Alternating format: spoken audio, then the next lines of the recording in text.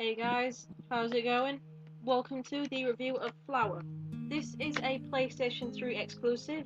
You can either purchase it on the PlayStation Network, or I myself have gone and bought the Collector's Edition disc, which also comes with Journey and Flow, and 3 other minigames, which I can't quite remember the names of as we speak.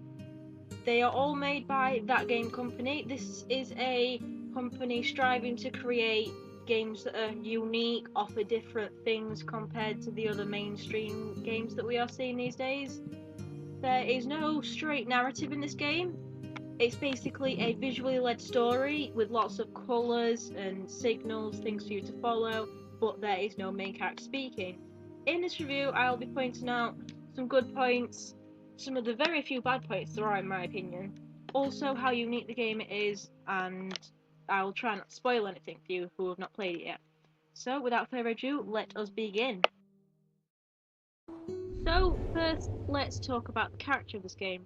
The game is called Flower, so your character is going to be a flower, or rather the flower's petal. This choice of gameplay character, I think, really suits That Game Company's style. The character obviously doesn't talk, and it's very simple to control. You just simply hold any button on the PS3 controller and you tilt to move. This is of course if you have a 6-axis proper controller, not one that's just a cheaply made generic one. But the reason I really like this character is it's simple. There's no overcomplication with the controls, especially. It's a character that, it's not exactly very hard to like. It's just a flower petal. I'm sure not many people have grudges against them. So, for the choice of character, I would definitely give them a 10 out of 10 for this. Let's take a quick look at the way that they introduce each level. They generally show you a few clips like this, what the state of the city. This is the second level of the game, still near the beginning, it's still quite drab, dreary, you've not really made much of a difference yet, but as you progress and do more work, it begins to look something like this. As you can see, it's a lot brighter, shows the improvement that you've made with the flowers and all the putting the goodness back into the land. The city looks a lot cleaner, the trees look a lot healthier, also a lot brighter, a lot more pleasant sounding. This is basically how it tells you progression, as there's no menu that really gives you a percentage. So that's quite good in my books.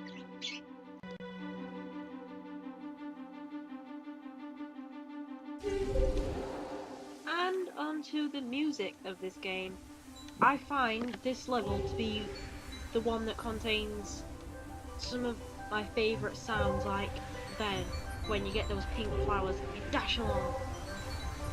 The music in this game, I find, takes you to another deeper level of immersion.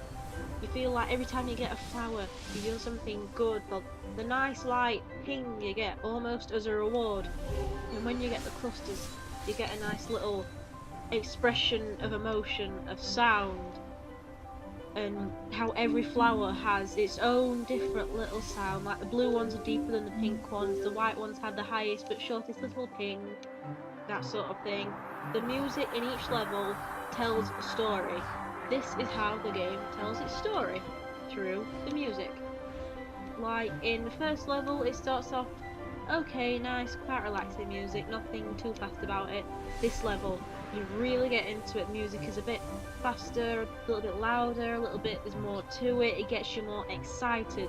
You want to do this, you want to carry on, you want to get all those flowers, you want to dash along, you want to hear the little voice of the flowers, all that.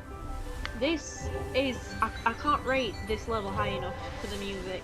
It's so well placed, well designed, well thought out, just a complete thumbs up for That Game Company and the music designers who decided to put it into this level in this way. It just playing it makes it rewarding because of this, in my opinion. I can play this level over and over and over just for the music.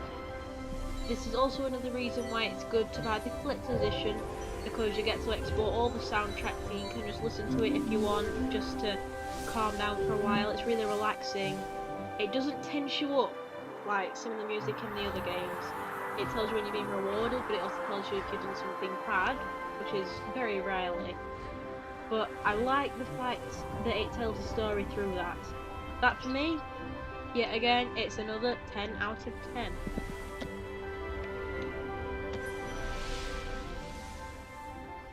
This brings us to talking about level design. Beginning level, it's nice, it's bright, it's calm, it's simple, it's just guiding you into the game, showing you the controls, what to do, that kind of thing. It's giving you quite an easy ride at the beginning, nothing really challenging.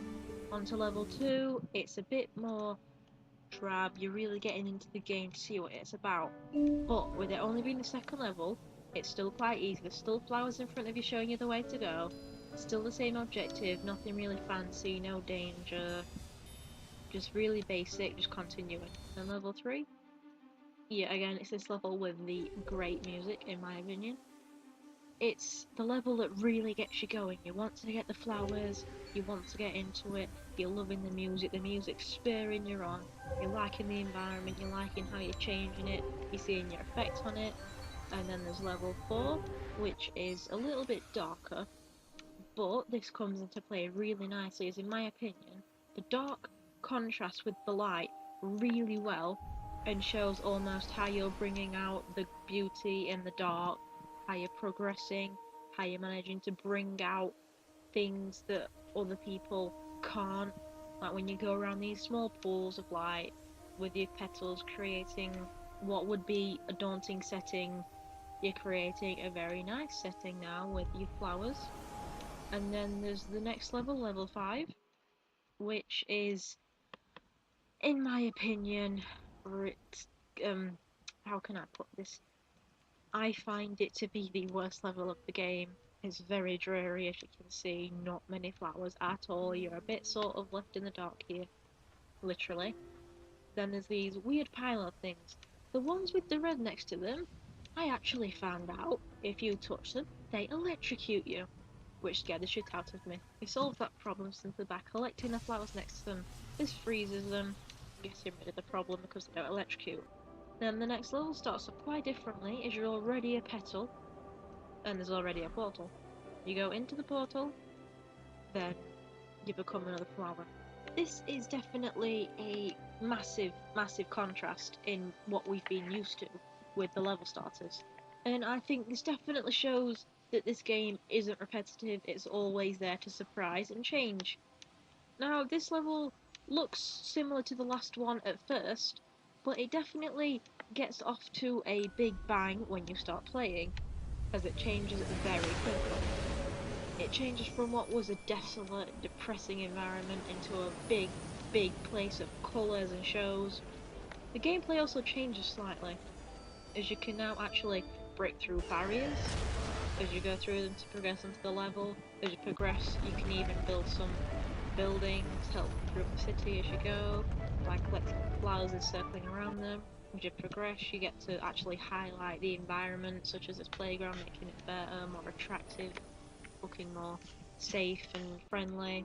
As you progress, you go up a road, which isn't actually quite bad to the start with, but as you go along it, the wind's pushing you so you can't turn back. Then you go up to this road, breaking the barriers as you go, trying to get all the flowers, of course.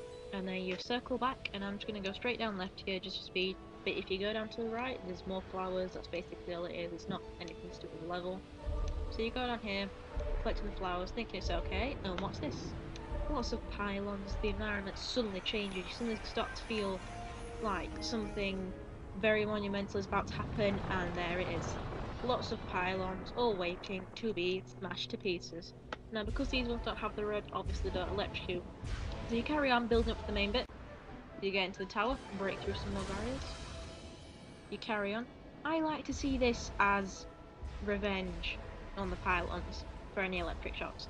I have to say, I was highly, highly enjoying myself when I was playing this part. So you carry on, breaking through the barriers, basically carry on and upwards.